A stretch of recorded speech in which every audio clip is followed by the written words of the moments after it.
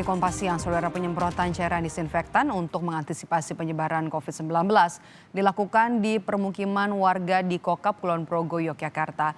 Dekontaminasi dilakukan setelah 124 warga dari 4 dusun di wilayah itu tertular virus corona. 4 dusun yang menjadi target penyemprotan adalah Dusun Sangon 1, Kadi Gunung, Tapen, dan Telogo Lelo. Di 4 dusun ini tercatat 121 warga yang terpapar COVID-19 melakukan isolasi mandiri, sementara 3 diantaranya dirawat di rumah sakit dan 1 orang meninggal dunia. Upaya dekontaminasi dilakukan setelah 124 warga dari 4 dusun di wilayah itu tertular COVID-19. Informasi terbaru terkait klaster musola di Kulon Progo, Yogyakarta, kita bergabung langsung dengan jurnalis Kompas TV Michael Aryawan di sana. Michael, proses perawatan terhadap 124 warga yang terinfeksi COVID-19 sejauh ini bagaimana? Selamat siang Maidov dan saudara. Perawatan terhadap mereka yang terpapar virus COVID-19 masih terus dilakukan oleh Satgas COVID-19 di Kabupaten Kulon Progo. 3 diantaranya memang dirawat di rumah sakit karena menunjukkan gejala sehingga butuh penanganan khusus. Sementara 121 lainnya diminta untuk isolasi mandiri karena merupakan orang tanpa gejala. Namun bagi mereka yang melakukan isolasi mandiri ini setiap harinya dibagikan makanan. Hal tersebut untuk meringankan beban ekonomi mereka yang memang selama rentang waktu 1 minggu terakhir tidak diperkenankan untuk keluar rumah beraktivitas, sehingga dibutuhkan para relawan yang mengurus mereka, dan itu sudah dilakukan setiap harinya, mereka dibagikan logistik. Sementara yang satu lagi, Maidov, memang sudah meninggal dunia dan penanganan terhadap jenazah dilakukan dengan standar protokol COVID, Maidov. Nah, untuk pelacakan susulan terhadap warga yang berkontak erat dengan pasien positif COVID-19 di klaster musola ini, dan apakah langkah yang dilakukan petugas selanjutnya atau juga satgas selanjutnya terhadap warga yang terbukti berkontak erat?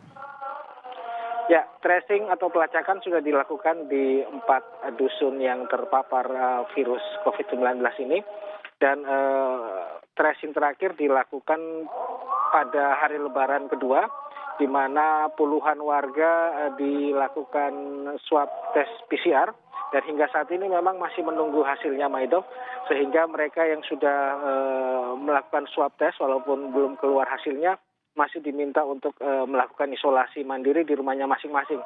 Dan berdasarkan data yang kami dapatkan untuk Dusun Sangon 1 memang sudah dilakukan tracing sepenuhnya untuk warga yang memiliki kontak erat dengan mereka yang terpapar virus COVID-19. Kemudian di Dusun Kadi Gunung juga sudah dilakukan. Namun untuk di Tapen dan Telogo Lelo memang tracingnya masih akan dilakukan, baik melalui swab tes PCR ataupun antigen. Maidov. Nah, kalau untuk sterilisasi sendiri hanya di 4 dusun yang warganya positif COVID-19 atau ada juga di dusun lain? Ya, memang fokus untuk sterilisasi sudah dilakukan di 4 dusun ini, dan sterilisasi ini tak hanya melibatkan aparat dari BPBD, namun juga melibatkan para relawan lain, baik dari partai politik maupun dari ormas yang peduli dengan warga di 4 dusun itu. Namun di dusun lainnya, khususnya di Desa Hargo Mulyo dan juga Kalirejo, memang dusun yang berdekatan dengan lokasi penyebaran virus COVID-19 ini tentu saja membentengi diri dengan cara mereka juga secara mandiri melakukan sterilisasi atau dekontaminasi terhadap area-area yang memang bersinggungan dengan warga dari 4 dusun tersebut.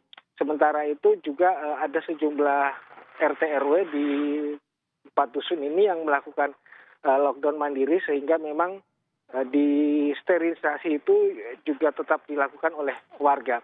Dan memang dianjurkan oleh kepala desa setempat, salah satunya Lana yang menyatakan bahwa di desanya yang dipimpin, yaitu Kalirejo, dusun-dusun yang belum ada warga terpapar virus COVID-19 juga tengah digalakan sterilisasi di tempat-tempat umum. Maido. Terima kasih jurnalis Kompas TV Michael Aryawan terkait dengan sterilisasi pasca ada temuan kasus COVID-19 di klaster musola yang ada di Kulon Progo, Yogyakarta. Terima kasih, Mika.